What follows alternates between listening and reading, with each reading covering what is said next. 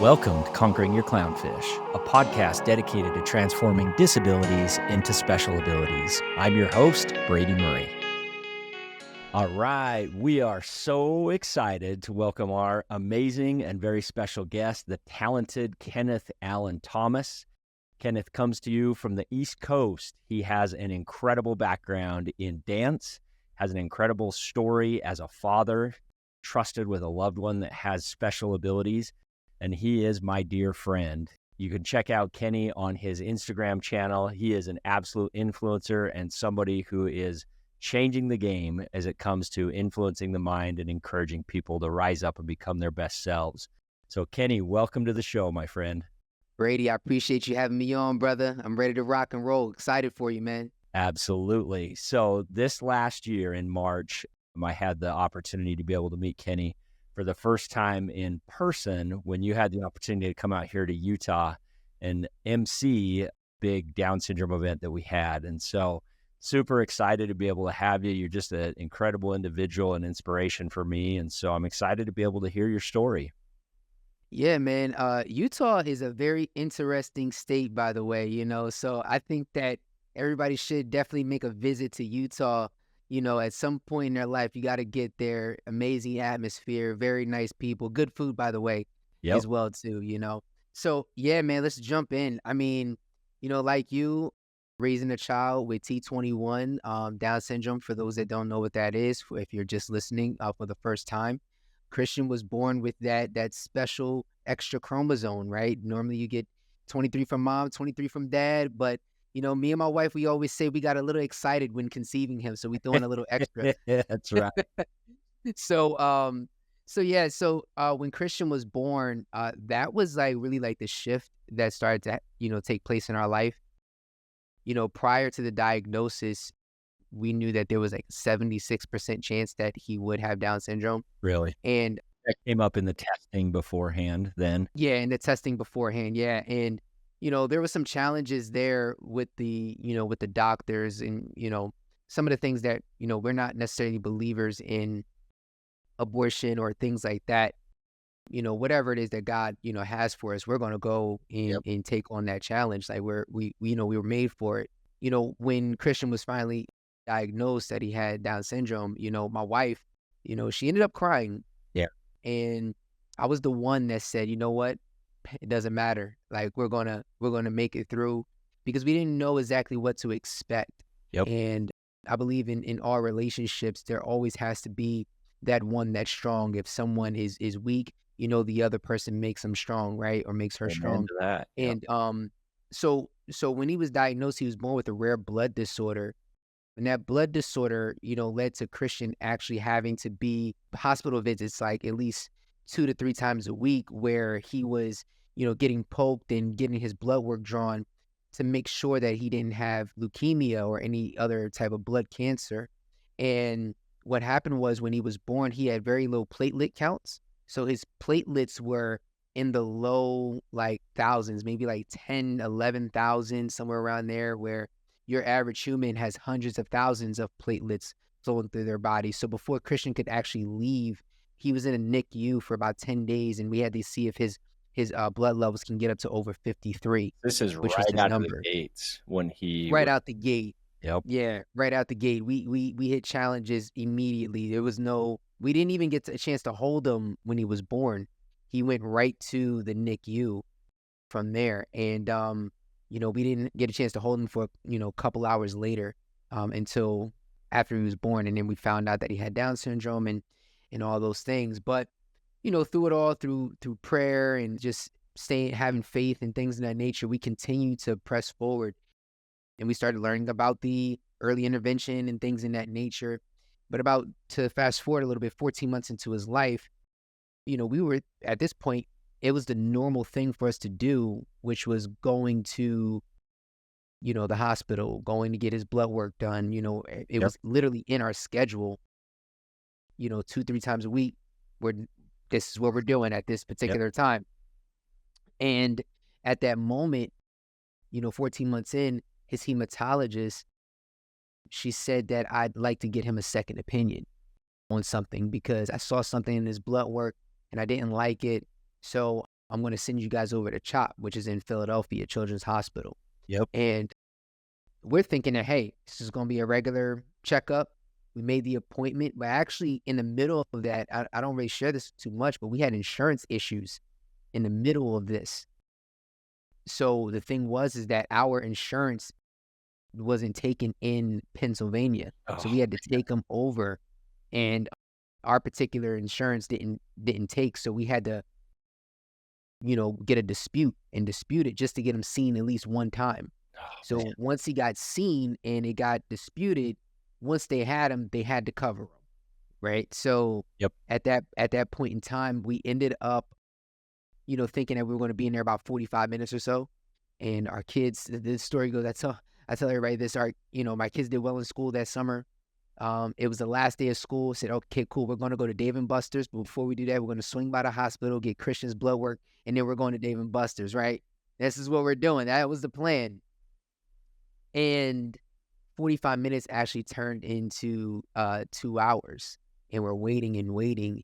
And the doctor comes back and says, we have to take your son down to the emergency room right away. Oh, man. And we're like, wait, what's going on here, doc? And he's saying to us that, Christian has AMKL, which is leukemia. It's a blood cancer.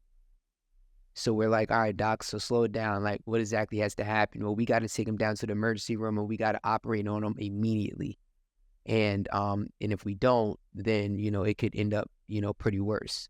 So luckily, they caught it, and he went ahead and, had the surgery, had a bone marrow tap and all of that. And it got quite, I don't want to say scary, but concerning in a sense, right? So because you didn't know which way it was going to go. I want to ask, like, this is, you have diagnosis confirmed of Down syndrome. Obviously, that in and of itself can be a very traumatic experience for parents. And then add on top of that, just in these, like, right out of the gates, you have a son that has Down syndrome and has been diagnosed with leukemia. Yep. Talk to me about how you managed through that. How did you get through that? And with Jocelyn, like, how was that for her as well? I grew up with like a huge, faith background, right? And I think that when we're facing challenges in our life and things in that nature, like, nothing is by coincidence. Everything is by design. And I believe that in that moment, it was by design, and I was supposed to go through it. So my mindset was, when we change the mind, we change the game. Let's change this mindset here. Let's not do the woe is me. We're supposed to go through this for some particular reason. Whatever that reason is, let's just go through it. And my mindset at that moment was, okay, set the atmosphere. I tell people this all the time. There's a quote that I live by right now. It's by a guy named Michael Pitts. He says, lyrics affect the mind, rhythm affects the will, and the melody affects the emotions.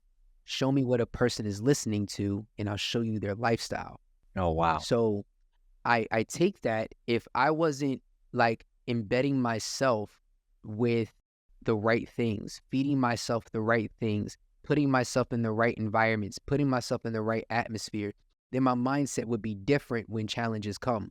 Yep. But the fact is that because I feed myself things that are pure, things that are, godly, things that are, good for the soul and good for the body, when these challenges come, I'm already ready, and I can help others that are in that moment that may not have the type of faith that I have, but I can lend my faith to that person.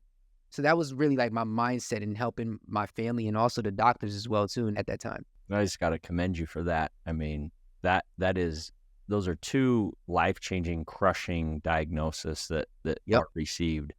And that is powerful. When you change your mind, you change the game. I love it.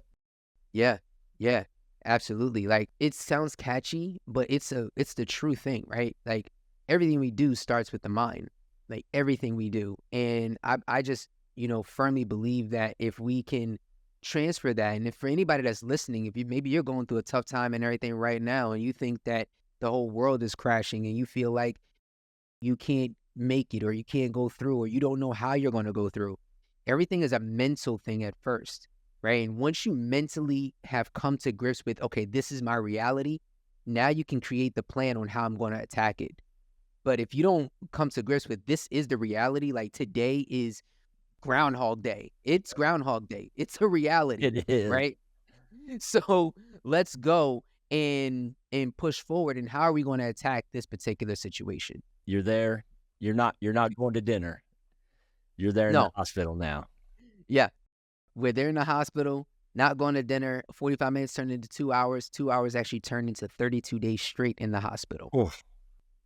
Not a bag packed. Nothing. Like, it was the craziest thing that you could ever think of.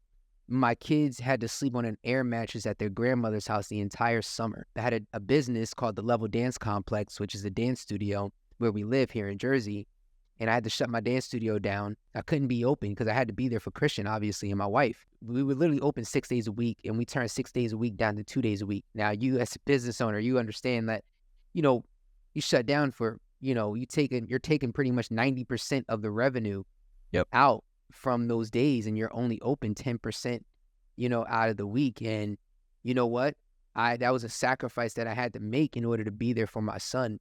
And I ended up making sure that he had his dad right by his side. So no amount of money, no amount of fame, no amount of whatever it is, it didn't matter, because at the end of the day, I had to be there for my son. And the one thing that got us through was the gift that we have inside, right?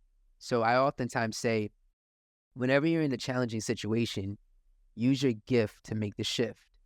Now, the question is that, do you know what your gift is, right? And oftentimes sometimes it's the thing that you're most passionate at, and maybe you don't even have a passion for it, but you're super gifted at it, right?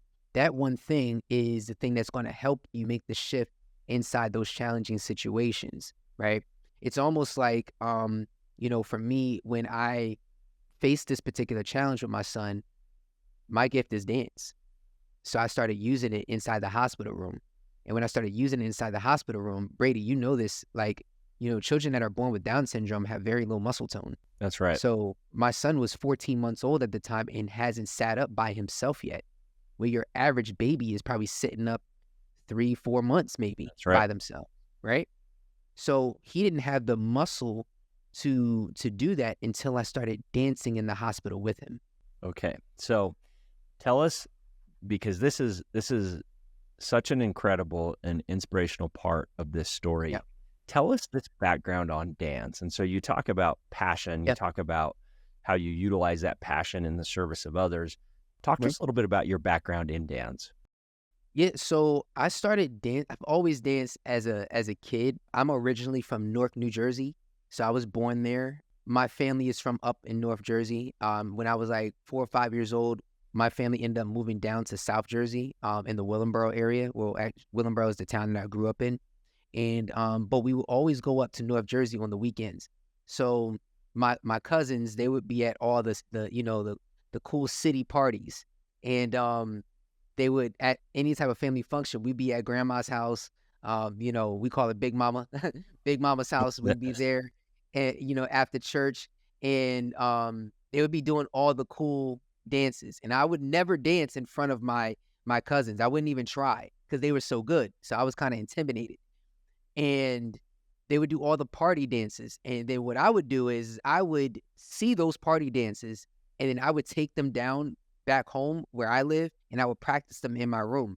And eventually, back in the day, we had these teen parties. We had like a club, actually. So we would go to the club. I would start going to the club when I was like 14 years old. I wouldn't recommend kids going to the club now. So I started dancing in the club, in the teen parties. We had this spot called the Milk Bar back then, in also the Matrix, and I would dance at the Matrix and dance in those clubs and dance in those parties, or dance at any school dance. Like, I would be dancing. When I was 19, I was actually going to school to be an architect. So I was in college, 19 years old. My friend Bryce comes down, knocks on my door, and says, I heard you. You dance, and, from around the way, you're at all the parties and stuff, and I'm starting a dance crew. And he said, I wanted to know if you wanted to be a part of it. Now, mind you, Bryce doesn't dance. So I'm like, okay, like I'm down or whatever. He said, no, I'm gonna be the manager, and I'm gonna get a couple guys together, and then we're gonna get down. So I'm like, all right, cool. So we end up actually practicing out of my mom's house on her rug.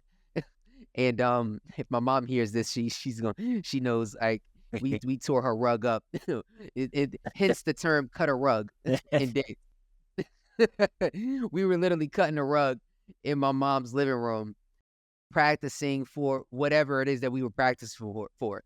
We would really be practicing just to go battle other teams, and that fueled my passion. We go to Philly for the first time, and when we go there, we see this other team that's there, and we was like, yo, man, we could take them. And at this time, we're just a bunch of freestyling guys. We come out, we start freestyling, we start dancing. They start freestyling, they start dancing, and then they start coming up with routines. And then we start getting shut down. And Brady, when I tell you, like they were shutting us down and shutting us up, we didn't even go back out on the dance floor. It was that bad. It was that bad. It was horrible. It was like, and we start arguing with each other because we're like, yo, you were supposed to do this and you were supposed to do that. Well, how come you didn't go out? So it was either we're going to go back home and practice, or we're going to go out and get better. And what we did was we went back into my mom's living room, back into Bryce's backyard, and we start practicing more and more and more. We come back 3 months later and we get toasted again and again and again and again. But we just kept coming back. Every week we would go back and we would battle this one team. It's almost like playing a video game. You can't get to the next level until you beat this one board. And for me, that fueled me so much that I wanted dance to be the thing that I do for the rest of my life. And I made a career out of it. Yeah. And I ended up, discovering how to, we met some guys, Marcus and Drew, and they mentored us and showed us, hey, we can show y'all the real deal of hip hop and street dance. And they took us under their wing, and the rest is history, man. Like I started dancing under them and, learning how to teach dance, and it made a whole career out of it for 20 years. That's amazing. So what started as just family party, seeing your older cousins doing what they're doing, evolved into something that was more fun, that ultimately evolved into a profession and a passion for you. Yep. Now, fast forward, you're a family man. You've got this dance business. That's how you're supporting your family. And make that connection to what that meant to Christian at this time of his most. Yeah, it was super prominent, I feel, because at that moment, when I started dancing with Christian, he sat up for the first time. I tell people this all the time. If there are people in your life that don't need to be in your life, you got to get rid of them, right? And that included the doctors. I said, listen, I don't want no negativity inside the hospital room. I don't care if you're a nurse, a doctor, a tech. I don't care if you're a tarantula. You come in here, you got to come in here with a positive attitude. In early intervention, you get the PT, you get the OT. In the hospital, they gave musical therapy. So, Brady, they come in with these people that mean well. But in all reality, I'm like, listen, my son is not feeling these ukuleles, and neither am I. So therefore, I dismissed the ukuleles and told the musical therapist that they had to go. And I told my wife to throw in some James Brown and let's go ahead and get busy. And started dancing with Christian. In that first video that we did, we just did it just to let people know that we're going to be okay and everything's all right. Little did I know is that it, got over 10, 15,000 views on our first shot, just throwing it out there. And we ended up on the news, and now we started becoming this family that started inspiring other people through our trial and tribulation, what we were going through. We started inspiring others through dance, and Christian was a huge part of that. And he started to embrace the dancing even more when he started bopping and dancing with me. He just loved it, and I just loved the smile on his face, and I believe that it took his mind off of what was going on as far as the cancer went. No doubt. And so you share that example where he's in the bed, he's not able to even sit up. You start doing some of these moves, you start playing some of this music, and that's part of what fueled him. And there's absolutely a connection to that in the relation to healing and the relation to, in particular, I feel, with individuals with Down syndrome. And so it sounds like he was able to make it through that 32 days in the hospital, correct? Yep. Yeah. I believe I just saw a video posted by Jocelyn of Christian doing some salsa, some Latina dance, right? And so yes, sir. Josie has a background with a Latina connection. And so tell me a little bit more about that. Yeah, so she's Puerto Rican. So she was the dancer in her family as well too. Well, all of her sisters, they all dance, but she was the one that was trying to get the party started all the time.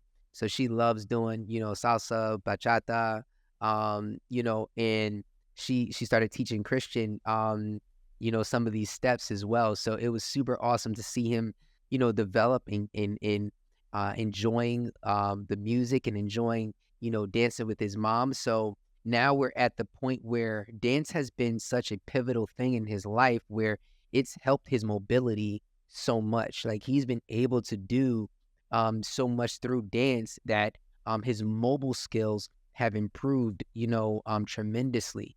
And as you know, like with that can be a challenge as well too, especially when you have a child with Down syndrome. So we've used dance as a vehicle to help him be more mobile, running, jumping, throwing your hands up, knowing how to point, in getting his coordination in order. So we use dance like almost every day in his life to help him with his coordination. So it's awesome now that he's learning salsa as well too.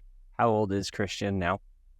Christian is 6. He's going to be 7 in about 2 months. Wow. No, Yep. no further complications from the leukemia, thankfully. Nope. The remarkable part was that Christian beat cancer in half the time projected. So he was actually supposed to be fighting cancer for a little over 300 days. And what happened was after the first round, he started cutting his time in half. So we would go into the hospital. 32 days was the first round. Second round, 17. Next round, 16. Next round, 15. Last round, 14.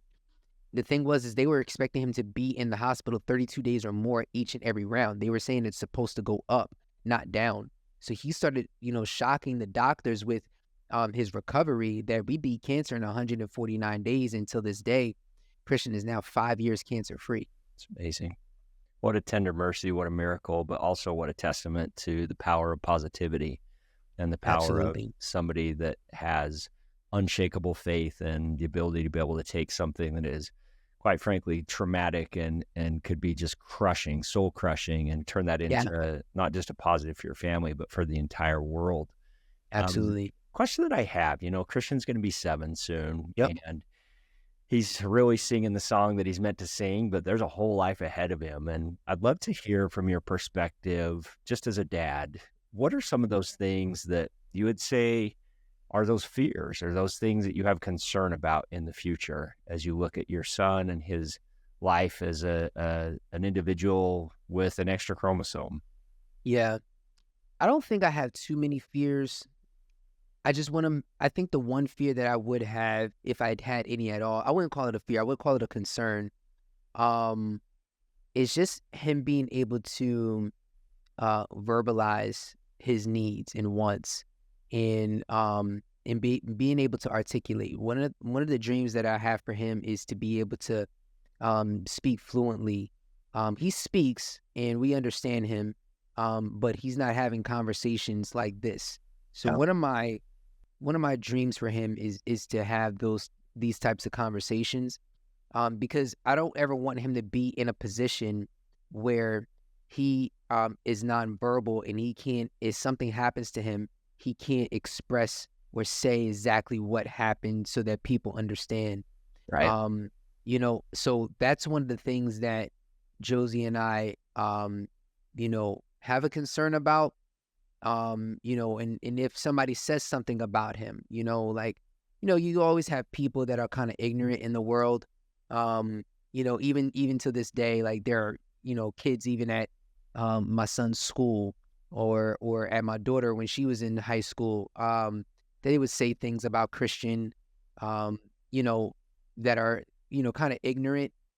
And, you got to kind of like just, kind of comes with the territory, but preparing him for the ignorance, in a sense, and taking it to a point where don't be down about it, but take the opportunity to educate people on it, right? And educate people as to, special things that you have about yourself, because you never know, their children may have a child with Down syndrome, or they may have a family member that may have a special ability or something like that, and you wouldn't want, someone, talking to them or talking down to them or thinking that you can't because you're different from other people. Yep. So I think that, for me, I just really want him to be able to kind of like hold his own ground without me.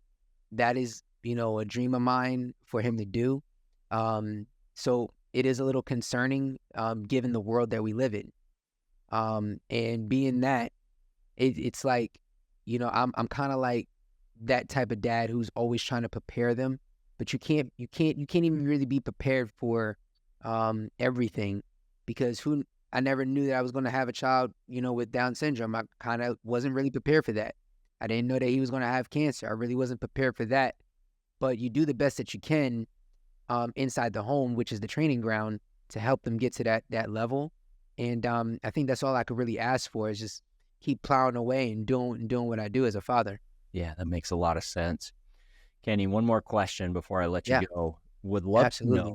to know, as you look into the future, and as you look at the world, you guys are obviously singing the song you're meant to sing, as I like to say, but what's one thing you want the world to know about your son? That he's unshakable, right? That he's unshakable. Like, no matter what hits this kid, like, he is like Mount Zion in a sense. He's like an immovable force.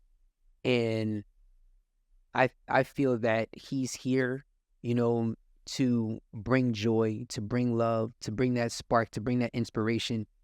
Christian has a sense of love that is truly remarkable, I would say, because anybody can feel down. And I'll give you a quick example. We were at my friend's restaurant, Crave, in Hamilton, New Jersey, a couple of months ago, and Christian sees these two guys. They come in, they sit down, they're having lunch, and the one guy just seems super down. And we were about to leave, and Christian just goes up to this guy and just rubs his knee, gives him a hug. And little did we know that guy said, "I needed that today because his dog just died." Oh, man. And Christian just has this knack that when somebody is feeling down, he knows who to give a hug to, like, immediately. And it's incredible. Like, he does it all the time. Like, and people sit there and will testify and say, "Man, I really needed that hug right now. Like, that just lifted my spirits," and things in that nature.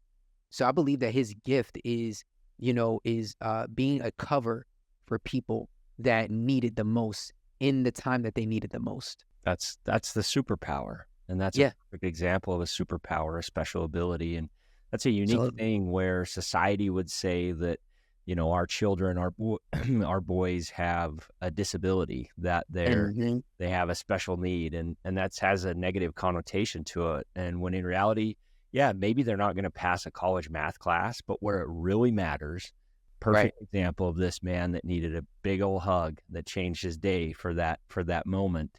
That's where these kids thrive. And that's the Absolutely. 100%. Absolutely. Yes, sir. Yes, sir. I want to give you a chance. Share with us your website and social media. In fact, encourage our listeners to check this out. Incredible book that Kenny has written, also super inspirational on what he's doing online. I want everybody to go to www.kennethallenthomas.com. That's KENNITH, Allen.com, and check out the Unshakable Method. I mean, if I could share really quickly what it is, it's not something that's going to make you $1 million or anything like that. It's a philosophy. It's a way of thinking. And not only a way of thinking, it's actually a lifestyle. And the Unshakable Method was built on, I had this conversation with God, and he said to me, "If you could describe yourself in one word, what would it be?" And I said unshakable, because everything that I've gone through in my life has not been typical. It's been something that's been super challenging. And I believe that we all have experienced something like that, to where we are able to, we have to be unshakable and unmovable. And in one of the scriptures that I use all the time is Hebrews 12:28, where we serve an unshakable kingdom. And we should be in awe of God, who is a consuming fire. And I have that fire in me. So when we talk about the Unshakable Method, there's 5 areas of elevation into it. There's transformation, there's resilience, there's relationships, there's communication, and unshakable faith.